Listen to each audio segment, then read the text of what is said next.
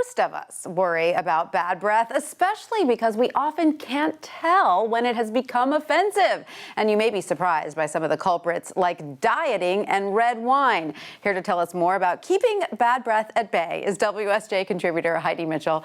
Heidi, I hope I don't have bad breath. I know, we're so far apart that hopefully it won't matter. That's right. I'm sure your breath is sweet like rose. I don't know, because there's so much bacteria in our mouths. Who knew? Right, who knew? So I spoke to Dr. Messina in Ohio, and he told me that there are some 600 different types of bacteria living in your mouth. It is not a sterile place. And so when we are brushing our teeth, what is the most overlooked part of our mouths, at least when it comes to keeping our breath fresh? Well, this I can tell by looking at my kids. It's so obvious. Their teeth look clean, but their tongues are harboring all kinds of bacteria, and there's all those bumps and ridges in there, and the bacteria love it. So we should be scraping our tongues. I mean, I think that for most people that's probably excessive, but you can with the tongue scraper, but you can scrape it with the toothbrush. Just it's a mechanical. Right.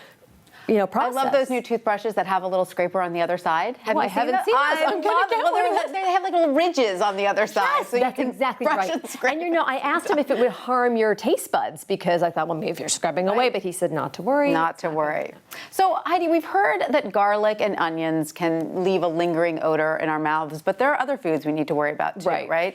So in my mind, those smell like garlic and onion to me. So it doesn't really bother me, although it does. Some people, they feel it in their sweat, and some they smell it that way. But there are other foods that we have reactions to, and it's really person to person. But a lot of people have a bad reaction to red wine. It increases the bacteria in your mouth, and also cheese, which I thought was really funny. Oh no, that can increase. So and those two often go together. I know. So I'm thinking all those wine and cheese, parties I'm going to, I got to bring some Altoids with me. Of course, it goes without saying smoking, but we shouldn't do that for other reasons, right? That's the interesting thing about smoking is that yes, your breath will smell like tobacco, but also it dries out your mouth, and that's one of the big culprits. Yes. Okay. So let's talk about dry mouth, because this is really what makes a lot of people worried, especially women, right? Women, because dieting can cause dry mouth. Right. So exactly. So you think about, well, I'm not going to eat a lot of food. I'm going to, eat less, and maybe drink my 8 glasses of water still. But a lot of the food that you eat has a lot of water in it, and I feel my dry mouth coming on as I'm getting nervous, and probably bad breath coming on. But so you eat less food. There's less water in your mouth. The bacteria likes that. The bacteria that likes a dry mouth is also causing halitosis, causes periodontal disease. Oh no. So you should, even if you're dieting, no matter what you're doing, drink. Hydrate. And what else can cause dry mouth besides dieting?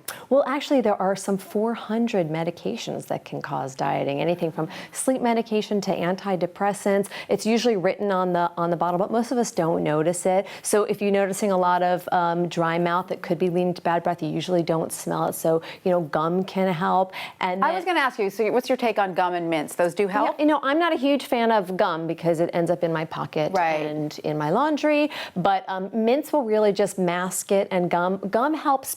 Any of it helps because it helps to produce more saliva. And saliva is it's not a natural, it won't kill the bacteria, but it'll help produce more saliva, and that will help to get things moving again. So in the morning, it's helpful. Yeah, even eating is helpful. Anything that gets the saliva really up to its yes. And so dentists who have patients with severe halitosis, what do they tend to prescribe for them? So for that, what I heard from them is that about 90% of patients can be cured just by upgrading their oral hygiene. That's good. But for the other 10%, they really need to look deeper. And the doctor that I spoke to, he said he's seen everything from GI infections to cancer.